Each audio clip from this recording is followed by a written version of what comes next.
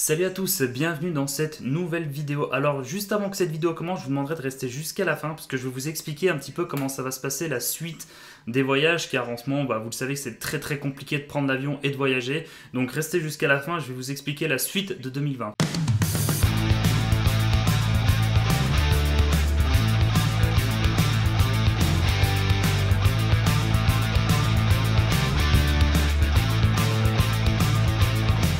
Donc pour ce premier épisode, j'ai choisi 4 photos et je vais vous raconter chaque histoire que se cache derrière cette photo. Alors cette photo, elle est pas terrible et vous avez raison, mais son histoire est sans doute une des photos les plus intéressantes car si je n'avais pas fait ce stage à Helsinki, je ne ferais sans doute jamais de photographie. Je m'explique. Donc là, on parle d'un mois il y a 7 ans en arrière, pas le mois de maintenant.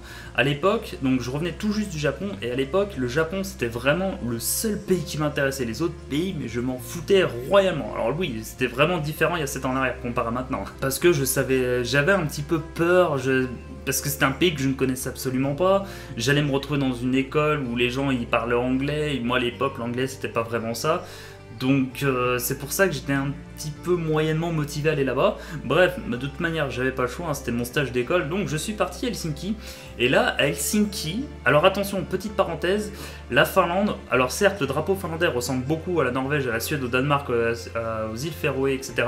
Mais la Finlande ne fait pas partie de la Scandinavie. C'est très important parce que si vous dites à un Finlandais qui est scandinave, il va pas être content du tout. Parce qu'ils aiment vraiment pas être comparés en fait aux pays scandinaves. Donc, c'était la petite parenthèse. Je pars donc à Helsinki et à l'époque, donc comme je le disais, je connaissais aucun autre pays mis à part le Japon. Et donc je commence à faire mon stage et je me balade un petit peu dans Helsinki. Et après avec mon école on était parti un petit peu hors sentier battu de Helsinki. On était parti un petit peu dans les bois, il y avait des lacs et tout ça, c'était vraiment très joli. Et donc en fait en Finlande il y avait plein de forêts, enfin, c'était vraiment très beau. Et je pense que c'est grâce à ce voyage que je suis tombé amoureux des pays du Nord. C'est pour ça qu'après j'avais fait la Suède, la Norvège, l'Islande, etc. Mais voilà, c'était vraiment une très belle découverte. C'est pour ça que je dis cette photo, elle est vraiment très importante à mes yeux parce que comme je le disais, elle est pas très belle. Mais si je n'avais pas fait ce stage, je n'aurais sans doute jamais voyagé hors Japon. Et je n'aurais fait jamais de photos et encore moins de vidéos. Donc voilà, pour moi cette photo elle est vraiment très importante. Et la Finlande c'est un pays absolument incroyable, j'aimerais tellement y retourner un jour. Alors c'est très cher, pour l'instant c'est très compliqué d'y retourner. Mais voilà, un jour, promis, je fais un vlog en Finlande, je vous montre là où j'ai vécu, là où j'ai fait mon stage, etc. Donc ça peut être vraiment un vlog très cool, mais bon voilà. Alors cette deuxième photo a été prise au sommet du mont Fuji.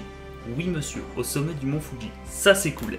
En fait, on était parti quelques jours après mon anniversaire parce que le mont Fuji, il faut savoir qu'on peut le faire de début juillet jusqu'à mi-septembre si je raconte pas de bêtises. Donc moi mon anniversaire c'était le 11 août. Et on était parti avec des amis, je sais plus, vers le 15 août par là au Japon. Et donc nous sommes partis à 4 et nous avons fait l'ascension du mont Fuji pour arriver à peu près à 2 h du matin au sommet. Et après, nous avons attendu à peu près encore 2 ou 3 heures pour assister justement au lever du soleil, parce que comme on dit souvent, le Japon c'est le pays du soleil levant. Et voilà, donc c'est pour ça que nous avons fait l'ascension du mont Fuji pour avoir une vue absolument incroyable sur le Japon. En fait, on était parti à 4 pour faire cette randonnée. Et c'était la première fois que je montais aussi haut, parce que j'avais déjà fait un petit peu les Alpes, mais pas le Mont Blanc, vraiment des petites montagnes de 2000 mètres, 3000 mètres grand max. J'avais fait les fjords en Norvège, mais voilà, là je voulais monter jusqu'au sommet du mont Fuji qui fait 3500 mètres si je dis pas de bêtises. Et donc on avait rigolé un petit peu tout le long. Alors au début ça paraît très facile parce que la pente est vraiment très légère. Mais au sommet en fait du volcan ça commence à être de plus en plus raide parce que si vous voulez le volcan il fait comme ça, voilà. En gros, il fait comme ça, donc au début ça paraît très facile quand on est au pied du mont Fuji, mais quand on commence à monter et qu'il y a des espèces de murs, alors des murs, j'abuse un petit peu, mais la pente est vraiment très raide et c'était vraiment très compliqué de monter, sachant qu'en bas, au Japon, en bas il faisait à peu près 38-39 degrés.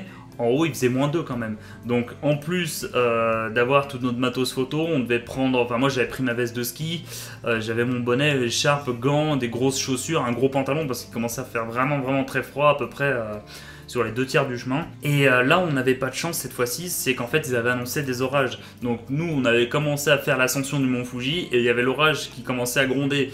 Alors on n'était pas très prudent à l'époque parce que on n'avait pas regardé la météo. Nous on s'était fixé une date, on avait réservé le bus, on n'avait pas regardé du tout la météo, sachant qu'on pensait qu'il allait faire beau.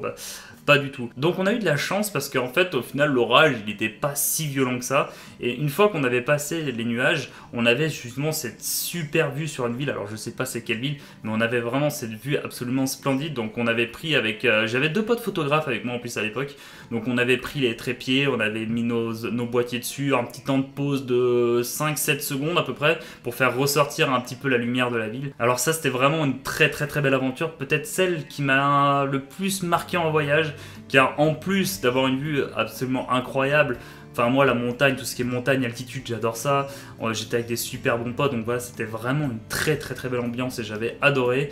Et alors je ne pense pas retourner au Japon avant un très longtemps, parce que voilà, j'y suis resté suffisamment longtemps, il y a d'autres pays que je veux faire absolument avant, mais si un jour je dois retourner au Japon, je refais l'ascension du mont Fuji et je refais une vidéo. Alors pour cette 3e photo, dans tout ce que je veux faire entre guillemets en voyage, il y a 3 types de destinations.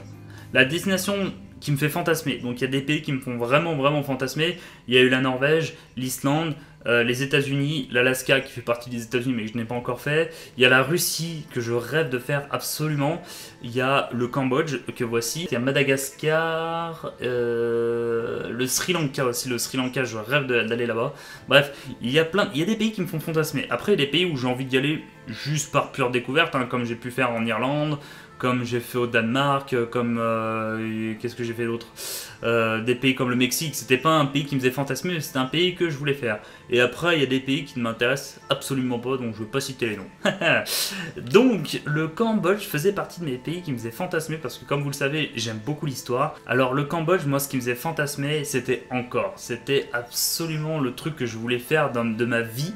Et comme à l'époque je vivais au Japon, je pouvais y aller à peu près en 3h, 3h30 de vol, donc c'est pour ça que j'ai sauté sur cette occasion de faire un Tokyo Siem Reap et j'ai pu visiter Angkor. Alors là c'était vraiment une claque mais phénoménale. Et alors ma frustration, ça fait partie de mes premières vraies photos, j'insiste sur le vrai parce qu'à l'époque je connaissais pas trop les réglages et j'avais un boîtier qui était vraiment pas terrible. Donc mes photos elles sont bof quoi. C'est pour ça que j'en monte pas beaucoup, parce qu'elles me conviennent pas. Et la plus grosse frustration, c'est justement ces photos, elles sont pas super belles, alors que le lieu, il est encore une fois, il est vraiment incroyable. Malheureusement, il est noir de touristes, il y a tout le monde qui va aller là-bas. Donc ça, c'est un petit peu le bémol, parce que quand je voyage, moi j'aime bien être seul, j'aime bien être tranquille pour faire mes petites photos. Moins il y a de monde, mieux je me porte, mais c'est vrai qu'avec Angkor, c'est très compliqué d'être seul dans ce lieu. Donc une chose est sûre, vous pouvez compter sur moi, je retournerai au Cambodge. Alors encore une fois, quand je sais pas, mais ça fait vraiment partie de mes destinations prioritaires sur les pays que je veux refaire, parce que voilà, mes photos m'allaient pas, et le Cambodge, même les gens, ils étaient d'une gentillesse mais incroyable. Ça fait partie, franchement, le Cambodge, c'est un pays mais qui est dans mon cœur quoi. Les gens, honnêtement, ils étaient dans le top 5 des personnes les plus gentilles que j'ai rencontrées sur Terre, hein. En fait, au Cambodge, moi ce que j'aime beaucoup, c'est que les personnes, ils disent bonjour mais comme ça, et je sais pas pourquoi dans leur manière de dire bonjour, il y a une espèce de pureté et de sainteté. Je sais pas si ça se dit comme ça, mais voilà, c'était vraiment quelque chose que j'aimais énormément. J'étais vraiment en paix quoi. C'était vraiment un pays qui me détendait tellement. C'est assez inexplicable à expliquer. Inexplicable à expliquer, pas mal. Je fatigue, il est 23h, je fatigue. C'est sûr et certain, je vais y retourner. Et alors, il y avait une petite anecdote, j'en ai jamais vraiment trop parlé sur YouTube, mais là, je vais en profiter parce qu'on parle du Cambodge, donc je vais en profiter pour vous raconter cette petite anecdote. En fait, le Cambodge, c'était un pays, pour parler un petit peu budget, moi j'avais 350 € pour une semaine.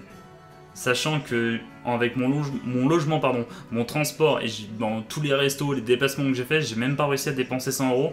En gros, il me restait 220 € que j'avais dans la poche et que c'était mon budget pour le Cambodge. Et donc, je suis parti à l'office du tourisme de Siem Reap et je voulais me renseigner s'il y avait des associations ou des œuvres caritatives. Pour, entre guillemets, je voulais faire un don parce que ça me faisait plaisir et c'était vraiment quelque chose, comme je vous le disais, ce pays m'a marqué quoi. Et en fait, donc il y avait plusieurs choix d'associations. Il y avait une liste avec à peu près tout ce qu'il y avait, les dons qu'on pouvait faire quoi. Et en fait, je sais qu'au Cambodge, il y a énormément de personnes qui ne peuvent pas aller à l'école parce que d'une, ils n'ont pas les moyens et de deux, il n'y a pas assez d'écoles par rapport au nombre d'enfants. Donc il y a beaucoup d'enfants qui sont illettrés au Cambodge. Et en fait, donc les 250 €, donc je sais plus combien ça fait en argent cambodgien, mais je les avais donnés justement à cette association parce que ça me faisait vraiment très chaud au cœur. Voilà, donc voilà, c'était une petite anecdote un petit peu touchante. Alors voilà, j'avais pas trop envie d'en parler pour passer pour la sainte personne, entre guillemets, c'était vraiment un truc un petit peu personnel. Donc voilà, j'en ai profité d'en parler un petit peu vite fait dans cette vidéo parce qu'on parlait justement du Cambodge. Et alors, dernière photo, l'Islande. L'Islande, vous le savez sans doute, je suis amoureux de ce pays. Comme la Norvège, c'est vraiment dans les pays, c'est mes deux destinations préférées au monde. Et moi, je voyage en fait, les lieux les plus touristiques au monde, ça ne m'intéresse pas. C'est pour ça qu'il y a énormément d'endroits que j'ai pas fait. Par exemple, les Chutes Niagara ou la Chichen Itza, l'espèce de le temple Maya au Mexique. Est-ce une erreur de ma part? Peut-être, mais ce sont pas des destinations qui m'intéressent vraiment. Moi, ce que j'aime bien en fait en voyage, c'est prendre une voiture, faire des kilomètres et me perdre dans des décors mais absolument incroyables. Car comme vous le voyez en général sur Instagram, 90% de mes photos, c'est des photos de paysages. Et donc en fait, l'Islande et la Norvège, c'est des pays où tous les 10 km, en fait, on a un paysage qui change. Ça peut passer du glacier au volcan, à la montagne, cascade, enfin c'est vraiment des pays absolument splendides. Et en fait, moi quand je voyage, j'essaie de voyager avec le cœur. En fait, je fais des photos, mais des photos qui me parlent émotionnellement. C'est pas des photos pour dire voilà, clac, j'ai fait une photo d'un endroit super connu, on passe au lieu suivant. Non, moi je me guide vraiment avec mon cœur et j'essaie vraiment de développer en fait ma sensibilité dans la photographie et je pense que ça peut se voir à travers mon feed Instagram.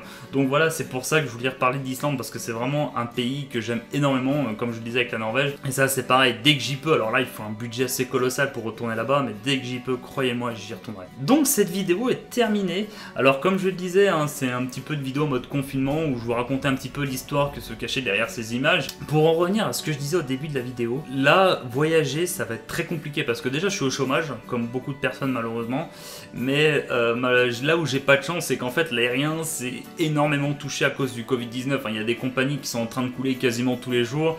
Il y a un tiers du personnel qui est licencié dans les plus grosses compagnies au monde, comme par exemple, je sais pas, Lufthansa ou etc. Donc, retourner dans l'aviation là jusqu'à la fin de l'année, ça va être très compliqué. Donc, actuellement, je cherche n'importe quoi comme boulot pour justement remettre de l'argent de côté et repartir. Et voilà. Et le deuxième problème, c'est qu'en fait, comme il y a beaucoup moins de vols, beaucoup moins de destinations, reprendre l'avion, c'est très compliqué. Donc je pense ce que je vais faire d'ici la fin de l'année, quand j'aurai retrouvé un boulot bien évidemment, c'est que je vais faire des petits vlogs en France, dans des petits endroits que j'aime bien, parce que je suis pas loin des Alpes, donc il y a des endroits assez sympathiques pour aller faire des vlogs. Et essayer d'aller retourner un petit peu dans les pays voisins comme l'Italie, la Suisse. J'aimerais bien découvrir le Liechtenstein, je sais pas si je l'ai bien prononcé, le Luxembourg, j'aimerais bien retourner en Belgique. Donc voilà, donc je pense que d'ici la fin de l'année, en fait, ça va être des vlogs un petit peu moins exotiques par rapport au Mexique ou par rapport à l'Islande ou l'Asie ou ce que vous voulez. Donc voilà, ça sera un petit peu le programme de la fin de l'année. Moi j'espère qu'en attendant que tout va vite redevenir comme avant, tout le monde va retrouver son emploi, j'espère que tout le monde va avoir de nouveau la santé si jamais votre santé n'est pas bonne. Donc voilà, cette vidéo est officiellement terminée. Comme d'habitude, les réseaux sociaux sont dans la description. Quant à moi, je vous dis portez-vous bien, bon courage pour la fin du confinement et à bientôt. Salut!